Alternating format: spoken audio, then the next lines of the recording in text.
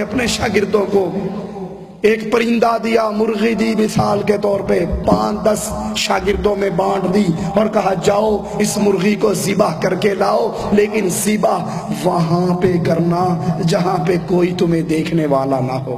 سارے شاگرد چھپ چھپ کے ذبح کر کے لے آئے، کوئی درخت کے پیچھے چھپ گیا، کوئی کہیں چھپ گیا، ایک شاگرد زندہ مرغی کو واپس لے کر آ رہا۔ استاد کہتا ہے تو نے ذبح کیوں نہیں کی، تو زندہ سلامت کیوں لے آیا؟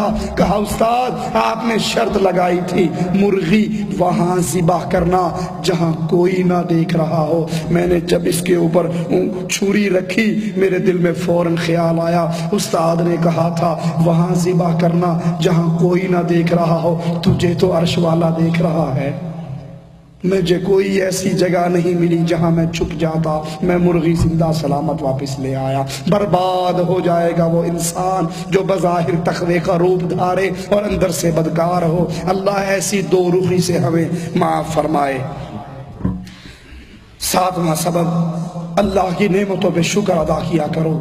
جو اللہ کی نعمتوں پہ شکر ادا نہیں کرتے، جو اللہ کی نعمتوں کا کفران کرتے ہیں، یہ بربادی کی طرف جانے والے ہیں۔ اللہ کی نعمتوں پہ شکر ادا کرو، اللہ کی نعمتوں پہ شکر ادا کرو۔ اللہ کی قسم میں اور آپ اللہ کی نعمتوں کو صرف شمار کرنا چاہیں تو شمار نہیں کر سکتے، گن نہیں سکتے۔ مالک عز و جل نے ہمیں کتنی اپنی نعمتوں سے نوازا ہے، ہم اس کو کاؤنٹ ہی نہیں کر سکتے۔ تو اللہ کی نعمتوں پہ شکر ادا کیا کرو، زبان سے شکر کرو، عمل سے شکر کرو۔